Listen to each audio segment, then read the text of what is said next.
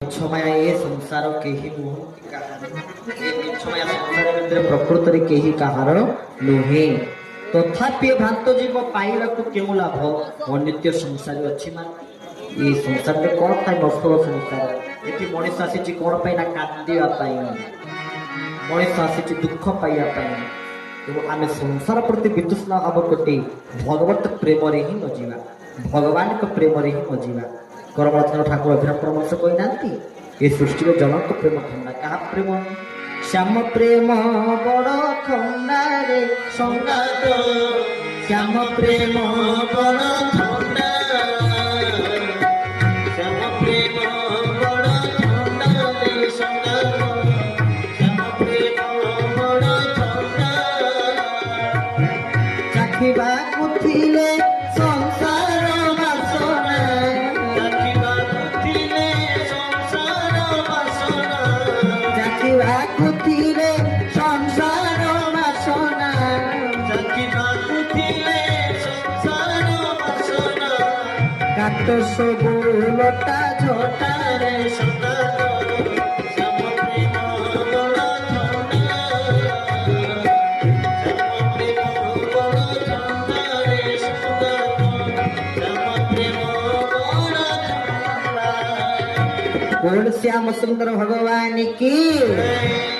ये सृष्टि जलंत प्रेम थंडा ता होचंती श्याम सुंदर प्रेम। चाखिबाकु थिले ज्ञान खड़ग धरी हरि निय लोटा झटा, लोटा झटा काटी भगवान को प्रेम रे गुरु को प्रेम रे मजी जाने। ये होच भागवतर सार प्रसंग। आ भागवतर आपण कोन पांतु न पांतु गोटी जिनस पाइबे कोन ना भक्त चरित्र। प्रथम स्कंदरू संपूर्ण एकादश स्कंद जे द्वादश स्कंद खाली भक्त ही भक्त ही भक्त ही भक्त भक्त चरित्र हेले श्रीमद भागवत। प्रथम स्कंद परीक्षित, द्वितीय स्कंद भी से परीक्षित, तृतीय स्कंद किए कपिल कर्दमकर कथा, तृतीय स्कंद विदुरंकर कथा, चतुर्थ स्कंद ध्रुवंकर कथा, पृथुंकर कथा, पंचम स्कंद जड़ भरतंकर कथा, षष्ठ स्कंद अजामिलंकर कथा, वृत्रासुरंकर कथा, ता सहित सप्तम स्कंद प्रहलादंकर कथा, अष्टम स्कंद बलिंकर कथा, नवम स्कंद अम्बरीशंकर कथा, दशम स्कंद कृष्णंकर लीलामृत। केते भक्त आसवे, केते गोपी आसवे, खाली भक्त ही भक्त ही भक्त ही भक्त। तो भक्त हवा कहले आम मान को समस्त को से लक्षण को धारण करने पड़ेगा। लक्षण लक्षण ही सूचित हो ये प्रकृति भक्त ना अभक्त आमको जन भक्त मोहर रक्त होइले जदि भक्त मोर रक्त हुए भक्ति खाद्य प्रभु भोग खाए से भक्तर भक्ति को ग्रहण।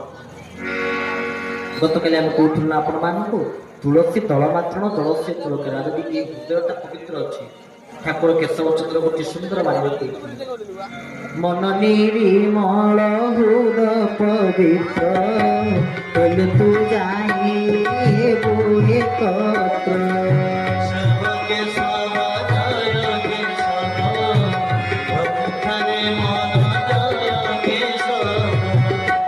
मन निर्मल हृदय पवित्र मन सहित हृदय मन हृदय निर्मल हम पवित्र। पवित्रता केमिति निर्भर करे आम ऊपर पवित्रता आम जिते निज पवित्रता रखिपर भगवान को नाम ही जीव को कलि जुगर वृत्ति दे पार नाम द्वारा ही जीव पवित्र हो पार बोलो नास्तेव नास्तेव नास्तेव गति अन्यथा नामेव परम धर्म नामेव परमा गति सर्वेशा मुक्ति लाभ हो बोलो नामेव केवल कलिजुगर नाम ही जीव को मुक्ति प्रदान कर पारे। एकमात्र उपाय होचंती भगवान को नाम। तब नाम गाई मोर दिन जाऊ दिन बंधु तब नाम गाई मोर दिन जाऊ दिन बंधु तपर पधाई जीवन जाऊ तपर पधाई प्रभु जीवन जाऊ कृपा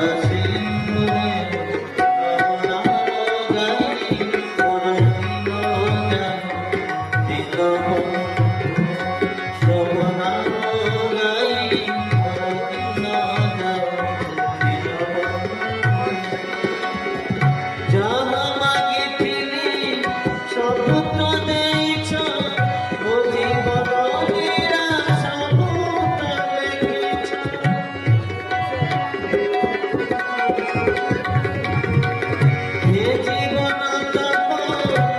চরণে